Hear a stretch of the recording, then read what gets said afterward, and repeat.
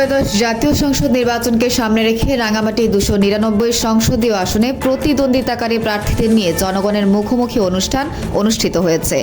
একটি রাষ্ট্রের নাগরিকের চেয়ে গুরুত্বপূর্ণ কোনো পদ নেই। এই প্রতিপাদ্যে সুশাসনের জন্য নাগরিক সুজন রাঙামাটি জেলা কমিটির আয়োজনে শনিবার সকালে রাঙামাটি পৌরসভা প্রাঙ্গণে এই আয়োজন করা হয়। অনুষ্ঠানে 4 জন প্রার্থী সরাসরি জনগণের প্রশ্নের মুখোমুখি হন। তারা সবাই নির্বাচনে জয়ী যেই হন না কেন দুর্নীতির বিরুদ্ধে একযোগে কাজ করার অঙ্গীকার করেন। বক্তারা বলেন, পার্বত্য রাঙামাটির উন্নয়নে রাজনৈতিক বিভেদ নয়, প্রয়োজন সম্মিলিত উদ্যোগ ও জনস্বার্থকে অগ্রাধিকার দেয়া। জনগণের অংশগ্রহণে অনুষ্ঠানটি পরিণত হয় গণতান্ত্রিক সংলাপের এক ব্যতিক্রমী মঞ্চে। রাঙামাটি থেকে মহুয়া জান্নাত মনি, সময় সংবাদ। বিস্তারিত দেখুন ভিডিওতে। আমাদের রাঙ্গামাটি জেলাতে পাহাড়ি গোষ্ঠী সম্প্রদায়ের পক্ষ থেকে কিছু সমস্যা রয়েছে। আদিবাসী শান্তি চুক্তি, তেমনি তার বিপরীতে রয়েছে বাঙালিদের পক্ষ থেকে প্রেসিডেন্ট জিয়াউর রহমান যখন এনেছিলেন বাঙালিদেরকে, তাদেরকে পুনর্বাসন, তাদের জায়গা জমি সংক্রান্ত সমস্যা।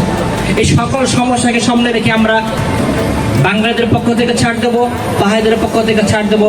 আমরা সেখানে আদিবাসী বা অন্য প্রেক্ষাপটে আমরা কথা না বলে আমরা যদি একটি কথা বলি পাহাড়ি প্লাস বাঙালি, এই একটি কথার মাঝখানে আমাদের প্রচুর দ্বন্দ্ব, আমাদের সংঘাত সবগুলো দূর হয়ে যাবে। আমরা আরেকটা হচ্ছে যে কথাটা বলার জন্য স্পষ্টভাবে, আমরা যদি পাহাড়ি বাঙালি সবাই কাঁধে কাঁধ মিলিয়ে দীর্ঘমেয়াদী একটা পরিকল্পনা করে আমরা যদি আগামীর ভবিষ্যতের জন্য আগামী সুন্দর রাঙামাটিকে একটি মডেল রাঙামাটি হিসেবে পরিণত করার জন্য ঐক্যবদ্ধভাবে কাজ করি, তবে আমরা সুন্দর সুফল একটি আধুনিক রাঙামাটি গড়ে তুলতে পারবো। সম্মানিত সুধী, আপনার সকলে পাহাড়ি বাঙালি একত্রে বসবাস করে। তো আমি যদি নাঙ্গল প্রতীক নিয়ে জয়যুক্ত হতে পারি, তৃণমূল পর্যায়ে শান্তি শৃঙ্খলা এবং উন্নয়নের মডেল হিসেবে গড়ে তুলব এবং রাঙামাটি শহরকে একটি আধুনিক শহর হিসেবে গড়ে তুলব। আর নির্বাচনের পর একজন ভোটার বলেছেন, নির্বাচনের পরে কোনো হামলা মামলা দিয়ে হয়রানি করা যাবে এই ব্যাপারে কিছু বলেছেন। নির্বাচনের পরে আমি যদি নির্বাচিত হই, এরকম কোনো হামলা মামলা দিয়ে কোনো নিরহ জনগণকে হয়রানি করার কোনো সুযোগ থাকবে না। আর একজন নারী কারবারি মহালয়া বলেছেন ওনাদের ভাতা বৃদ্ধি করানোর ব্যাপারে। হ্যান্ডম্যান কারবারি হলো যে আমাদের উত্তর পার্বত্য চট্টগ্রামের একজন মুরব্বী। চাকমা সমাজের জন্য হ্যান্ডম্যান কারবারি যারাই আছেন এবং বাঙালি হ্যান্ডম্যান কারবারি আছেন, সবার তৃণমূল পর্যায়ে যারা অবহেলিত অবস্থায় আছে তাদেরকে সাথে নিয়ে তাদের দুঃখ দুর্দশার কথা চিন্তা করে আমি এই এলাকার উন্নয়নের জোয়ার সৃষ্টি করব। রাঙামাটির জনগণের জন্যই বলেছি, আজ পর্যন্ত যত কাজ করেছি সব আপনাদের জন্যই করেছি।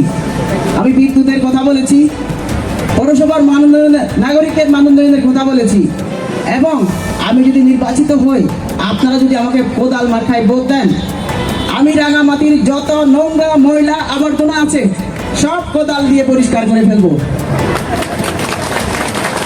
বন্ধুরা,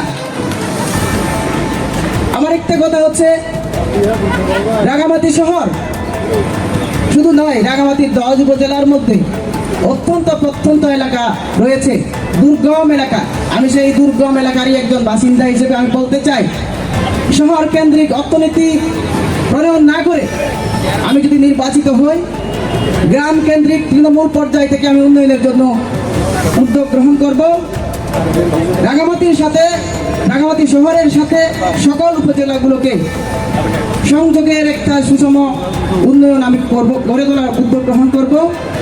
সেই সাথে একজন এখানে সিনিয়র নাগরিক যে বলে গেছেন যে সত্য সংবাদ প্রকাশের কারণে যেন কোনো পরিবারকে যেন জেলে যেতে না হয়, আমি যদি নির্বাচিত হই,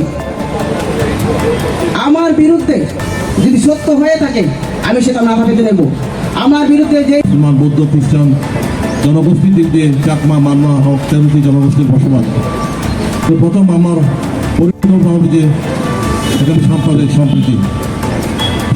সম্প্রীতির অনেক কিছু ক্রাইটেরিয়ার উপর নির্ভর করে, যেখানে সুষম উন্নয়ন থাকবে না, যেখানে আইনের শাসন থাকবে না, যেখানে অ্যাকাউন্টেবিলিটি থাকবে না, যেখানে সম্ভাবনা অঞ্চল থাকার সুযোগ দেওয়া হবে না, সেক্ষেত্রে কিন্তু সাম্প্রদায়িক সম্প্রীতি গড়ে উঠবে না। আমি মনে করি সাম্প্রদায়িক সম্প্রীতিকে কাজে লাগানোর এখানে অনেক সুযোগ আছে, সেটাকে আমি প্রথমে কাজে লাগাতে চাই। এখানে আপনাকে গুড গভর্নেন্স দিতে হবে, রুল অফ ল দিতে হবে, অ্যাকাউন্টেবিলিটি দিতে হবে। সেই ব্যাপারে কিন্তু এখানে সমন্বয় করতে হবে, যেগুলো এখানে অনেক একটি আঞ্চলিক পরিষদ আছে, 3টি জেলা পরিষদ আছে, সেটা পার্বত্য ক্ষেত্রে বলতেছি, সেই ক্ষেত্রে আমাদের সমন্বয়ের অভাব, উন্নয়নের চেষ্টা সম্ভব আছে। পর্যটন ক্ষেত্রে আমরা কিন্তু একটা ব্যাপক উদ্যোগ নিতে পারি, পর্যটন একটা সম্ভাবনা, এই সম্ভাবনাকে আমরা কাজে লাগাতে চাই। বিশেষ করে এখানে উদ্যোক্তা আছেন বেসরকারিভাবে, সরকারিভাবে, আমরা যদি সরকারিভাবে অথবা যে যারা বেসরকারিভাবে উদ্যোক্তা আছেন ওনাদের জন্য আমরা ঋণের অথবা সুযোগ সুবিধার ব্যবস্থা করতে পারি, সেটা একটা সুযোগ হবে। এখানে আমাদের যুবকদের কর্মসংস্থানের সুযোগ দেওয়া হবে, ওরা যদি চাকরি করতে চান চাকরির সুযোগ দেওয়া হবে, তার যদি কোনো উদ্যোক্তা থাকেন সেটার সুযোগ দেওয়া হবে ঋণের মাধ্যমে। আমাদের মা বোনরা আছেন, মা বোনদের জন্য স্বাবলম্বী হওয়ার সুযোগ আছে, যেটা আমাদের তারেক রহমান সাহেব বলেছেন। ফ্যামিলি কার্ডের মাধ্যমে কিন্তু আমরা একটা পরিবারের সদস্যদের আমরা অন্নসংস্থানে সম্পূর্ণ অন্নসংস্থানের ব্যবস্থা আছে। তারপরে আপনারা বলেন আমাদের একত্রিত হওয়ার মাধ্যমে আমি বলতে চাই যে সর্বোপরি আমাদের বিএনপি যে ঘোষিত একত্রিত হওয়ার মাধ্যমে সুষম উন্নয়ন প্লাস সহাবস্থানের একটা সুযোগ আছে। পাশাপাশি এখানকার অর্থনৈতিক সময় কাজে লাগে আমি বাংলাদেশের এই পার্বত্য অঞ্চলকে একটি উন্নয়ন অগ্রগতির পরিবর্তন লক্ষ্যে কাজ করতে চাই। আমি আপনাদের সবার সহযোগিতা কামনা